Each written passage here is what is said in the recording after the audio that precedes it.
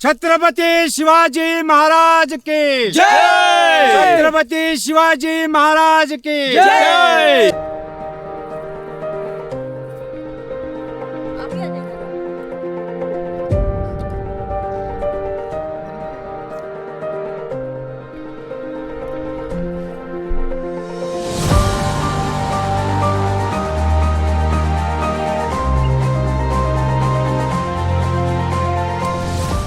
आणि तिथून आपण चालत चालत चालत या पठारावरून खाली डिसेंड केलं आणि परत मग इथून ह्या पॅचमधून खतरनाक खतरनाक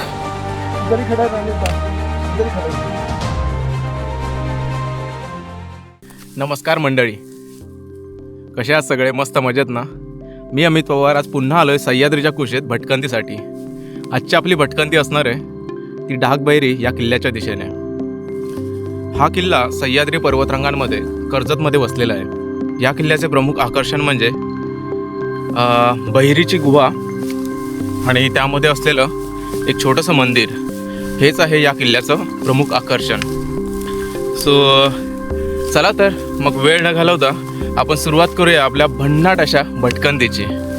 चलो. सह्याद्रीतला थरार अनुभवायचा असेल तर एक नाव हमखास पुढे येतं, ते म्हणजे ढाकबैरी. हा ट्रेक सह्याद्री पर्वतरांगांमधील सर्वात चॅलेंजिंग ट्रेकपैकी एक मानला जातो. कातळकोरी पायऱ्या, दोरांच्या सहाय्याने करावी लागणारी चढाई आणि अंगावर काटा आणणारा एक्सपोजर, सगळंच एकदम भन्नाट अनुभव देणार. आजचा आमचा ट्रेकचा रूट हा काहीसा असा असणार आहे. पोटळगाव ते ढाक पठार, ढाक पठार ते ढाक किल्ला आणि ढाक किल्ला झाला की बहिरी गुहा आणि त्यानंतर आम्ही डिसेंड करणार आहोत ते मानगाव ठाकूरवाडी मार्गे.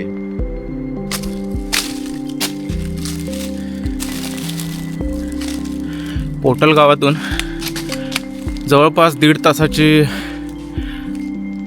ट्रेक करून पुढे आल्यानंतर हा एक स्टीप पॅच लागतो. हा आहे पूर्ण स्टीप पॅच. त्याच्यानंतर एक प्लाटू लागेल आणि त्याच्या तिथून पुढे मग आपण किल्ल्याच्या दिशेने वाटचाल करणार आहोत. हाच आहे तो पूर्ण स्टीप पॅच जो चढून आपल्याला वरती जायचं आहे. आणि हे आहेत आपले सोबती. अगं तुमचं नाव काय? सुधाकर कांबळे. सुधाकर कांबळे. वय किती? 64. बघा. आणि मग येस, रिटायर्ड ना? Retired police yes officer. त्यांच्या मागे आहेत आभा आणि त्यांच्या मागे आहेत आपले परत विजय सर, 67 इयर्स ओल्ड. आणि आपले किंग मेकर अनिर्बन पुढे गेलेले आहेत. थोडीशी चढून वरती आल्यानंतर आपल्याला आता त्या पठारावर जायचं आहे. ढाकच्या तो प्लाटू आहे. सो तिथे आपण जाणार आहोत. सो आपल्याला आता परत स्टीप पॅच लागेल इथे. सो तो चढून आपल्याला परत वरती जायचं आहे. चलो. आता चढून आपण अर्ध्यात आलो आहे. आता थोड्याच वेळात आपण त्या प्लाटूवरती पोचू. हा दिसतोय? हा हे पूर्ण हे पठार आहे. आणि ही बघा कशी चढण आहे. पूर्ण 80 डिग्री दिसतंय का?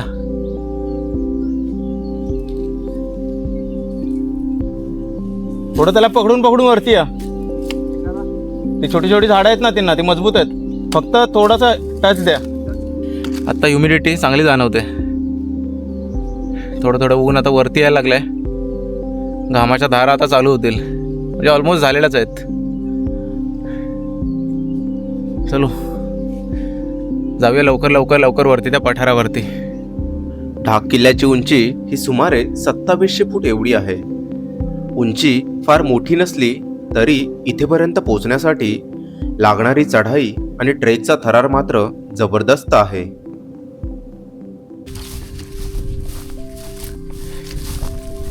जवळपास 7:30ला आम्ही पोटळ गावातून ट्रेकला सुरुवात केली होती आणि 3.5 तासानंतर आम्ही येऊन पोचलो आहे ते ह्या पठारावरती, ढाक प्लाटू. सो आता इथून बघू किती वेळ लागतो आहे आपल्याला किल्ल्यापर्यंत पोहोचण्यासाठी.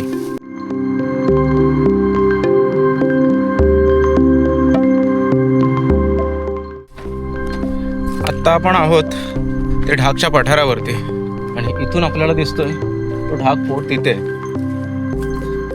आम्हाला दाखवतो क्लिअर.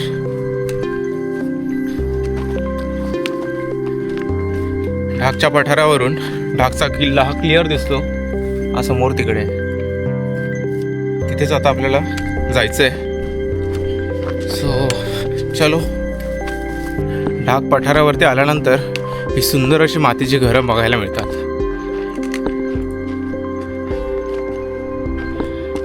किती सुंदर आहे ती मातीची घरं.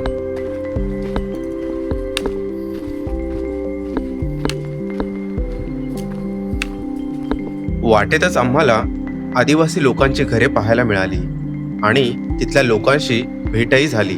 आजही ते शहरापासून एवढ्या दूर डोंगरमाळावर आणि अनेक ठिकाणी वीज नसतानाही साध्या पद्धतीने जगत असतात. हा विचार केला तरी अंगावर काटा येतो. त्यांच्या ह्या जिद्दीचं आणि साध्या जीवनशैलीचं खरंच खूप कौतुक करावंसं वाटतं. पठारावरून पुढे आल्यानंतर थोडंसं एक छोटं जंगल लागतं. किती भारी आहे.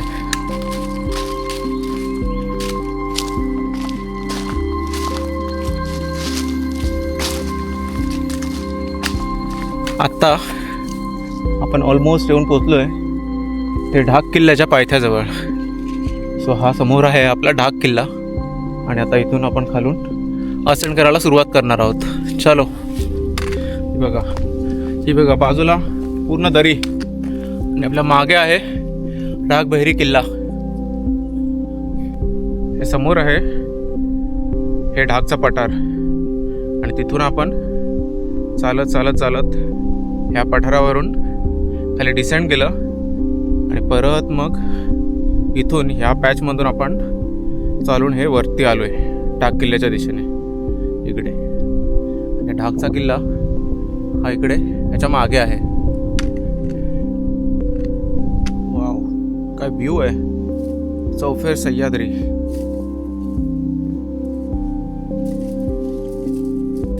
सो फायनली आपण ढाक किल्ल्यावर पोहोचलेलो आहे आणि ढाक किल्ल्यावर पोहोचताच आपल्याला ही 4 पाण्याची टाकं लागतात.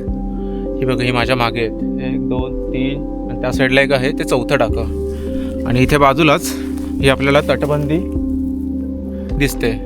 ही आहे गडाची तटबंदी. सो ती तिथपर्यंत आहे. चला वरती बघूया गडावरती काय काय आहे अजून. सो पूर्ण गड आपण एक्सप्लोअर करूया. चला तर. जवळपास 5 तास लागले आम्हाला त्या ढाक किल्ल्यावर पोचायला.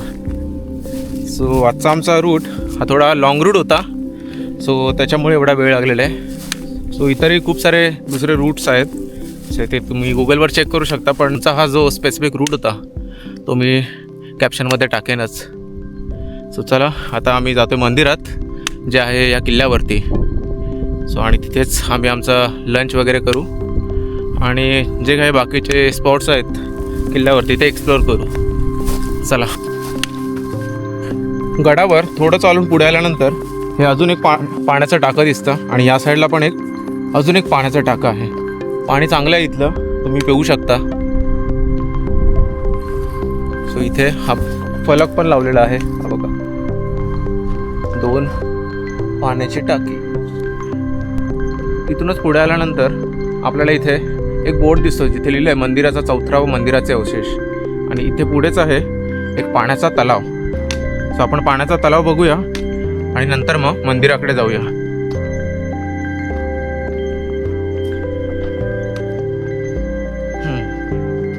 सध्या हा तलाव कोरडा आहे.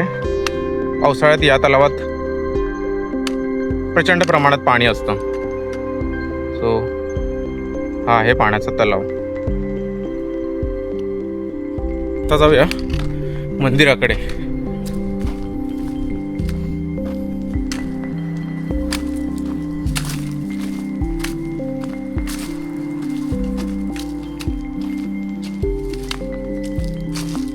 वाव, वातावरण खूप छान आहे इथे. इथे मंदिराचा चौथरा आणि जुन्या मंदिराचे अवशेष दिसतात. या ठिकाणी पोहोचताच वातावरण अगदी शांत आणि प्रसन्न वाटू लागलं. हे भवानी मातेचे मंदिर असून इथे येताच मन अगदी प्रसन्न झालं. डोंगराच्या कुशीत असलेलं हे ठिकाण खूपच वेगळा अनुभव देतं. मंदिरासमोर शंकर महादेवाची पिंड देखील आहे, त्यामुळे या ठिकाणी एक वेगळीच आध्यात्मिक ऊर्जा जाणवते. थोडा वेळ इथेच बसून आम्ही सर्वांनी या परिसराचा शांतपणा अनुभवला. याच सुंदर वातावरणात बसून आम्ही सर्वांनी लंच केला आणि थोडा वेळ शांतपणे विश्रांती घेऊन पुन्हा फ्रेश होऊन आम्ही निघालो ते गडाची भटकंती करण्यासाठी.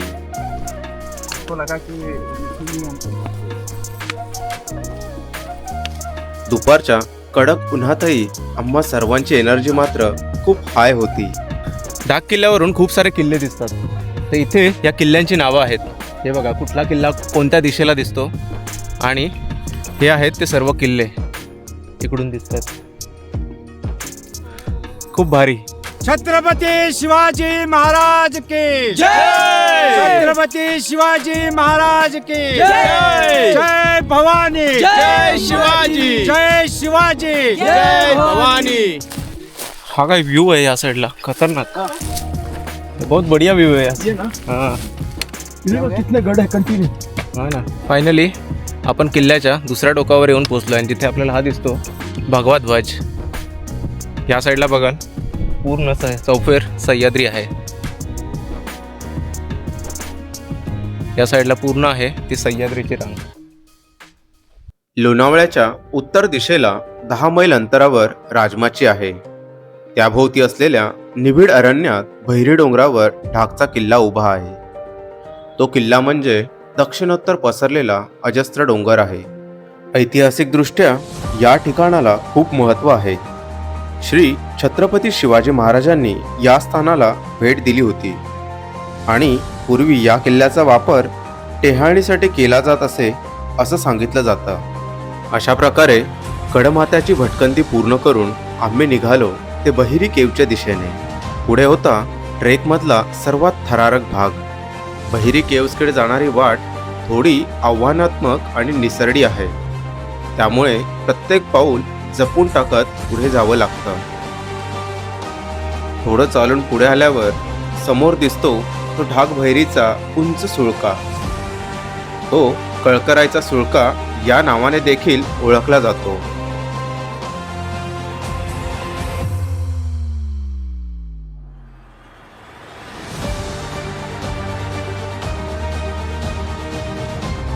हा टप्पा थोडासा अवघड आहे, सो उतरताना काळजी घेणे. हा टप्पा उतरून पुढे गेल्यावर आपण पोहोचतो त्या खिंडीत, जी आहे कळकरायचा सुळका आणि ढाक किल्ला यांच्या मधोमध. याच खिंडीतून आपण पुढे बहिरी केव्सकडे जाणार आहोत. आ जाओगे आराम से, कोई इशू नहीं. उधर से आ जाओ, उधर से. हाँ उधर देख. नहीं हाँ स्टेप दिख रहा है, हाँ उसी में पैर डाल. खिंड 8 ते 10 मीटर लांब आहे. खिंड पार केल्यावर पुढे एक कातळकडा लागतो. तो उतरत असताना दोरखंडाचा व साखळीचा वापर करावा. हा टप्पा पार करून आम्ही सर्वजण निघालो ते बहिरी केव्सच्या दिशेने. खाली उतरल्यानंतर तुम्हाला ढाक भैरीची सरळ भिंत दिसते. या टप्प्यावर खूप काळजी घेणं गरजेचं असतं. उतारावरून चालताना पाय ठेवण्यासाठी जागा खूप कमी असते, त्यामुळे संतुलन ठेवून हळूहळू पुढे जायचं असतं. या मार्गावर स्थिरपणे चालत जा आणि एकमेकांना योग्य अंतर ठेवून पुढे सरका. ही चढाई खूप धोकादायक आहे. तिथे दोरीने गाठी बांधलेल्या आहेत. इथे 2 टप्पे आहेत.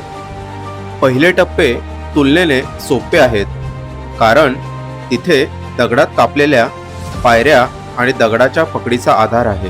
हा कोनही जवळजवळ 80 अंशाचा आहे.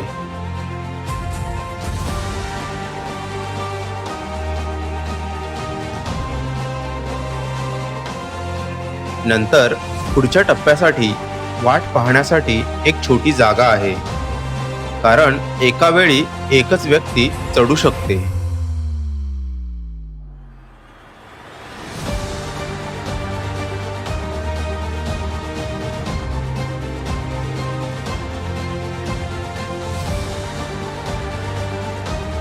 आत्ता आहे हा शेवटचा टप्पा.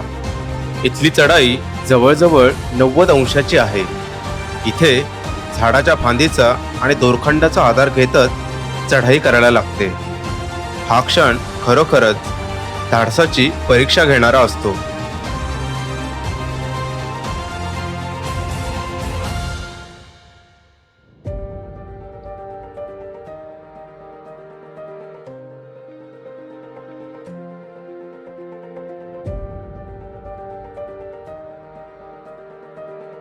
एकदा हा शेवटचा टप्पा पार केला की आपण बहिरीच्या गुहेत येऊन पोहोचतो.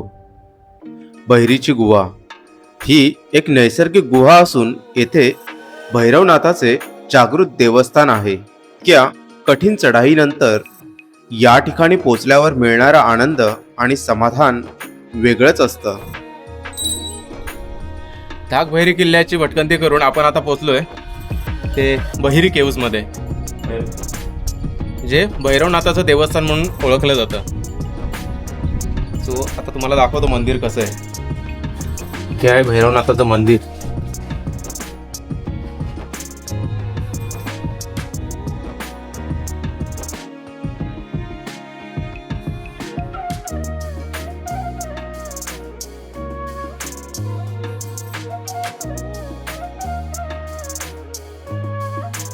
याच केव्ज मध्ये 2 पाण्याची टाकं देखील आहेत आणि जे पण कोणी येत असतील त्यांनी ह्या पाण्याचा योग्य वापर करायचा आहे आणि पाणी दूषित करायचं नाहीये. हे पाणी पिण्याचं आहे.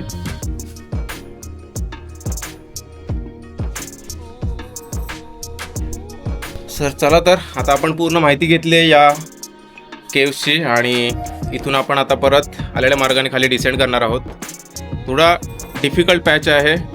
जर तुम्ही बिगिनर असाल तर अवॉइड करा. जर तुम्हाला चांगला एक्सपिरियन्स असेल टेक्निकल गोष्टींचा तर तुम्ही वरती या. सो आता आम्ही परत खाली डिसेंड करतोय. तर तुम्हाला खाली गेल्यावर दाखवतो की पॅच कसा होता.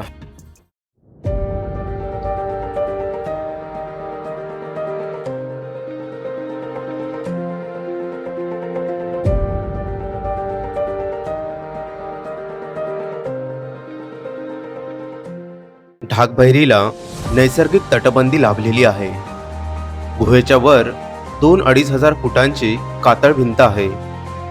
गुहेच्या समोर राजमाचेचे श्रीवर्धन आणि मनोरंजन हे 2 बालेकिल्ले दिसतात. येथून नागफणीचे टोक, प्रबळगड, कर्नाळा, माथेरान असा विस्तीर्ण परिसर दिसतो. गडाच्या पश्चिमेला पळसदरी तलाव व पूर्वेला उल्हास नदीचे खोरे आहे.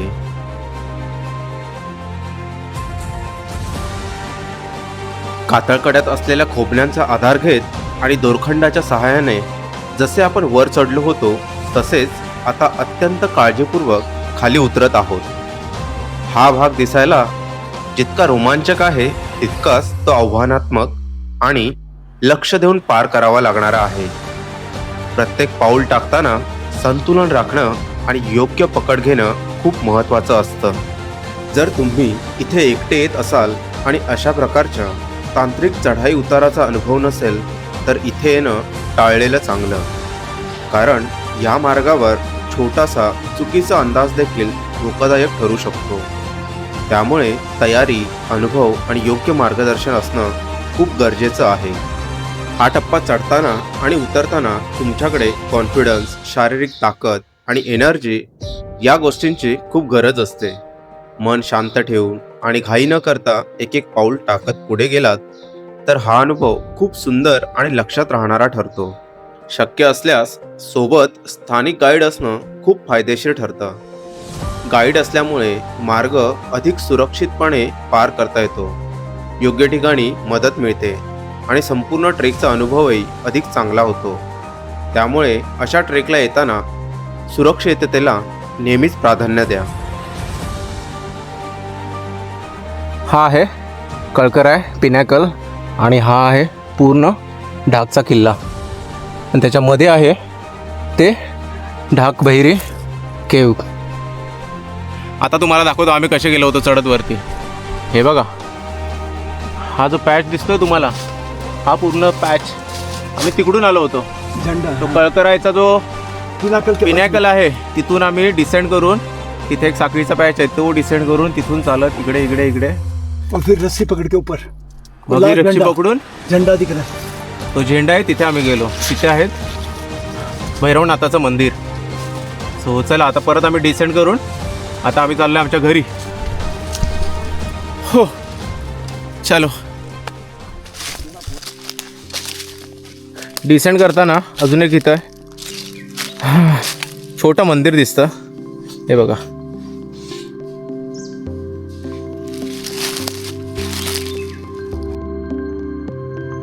आम्हाला येता येता खाली खूप सुंदर असं झाड भेटलेलं आहे. बघा किती मस्त आहे.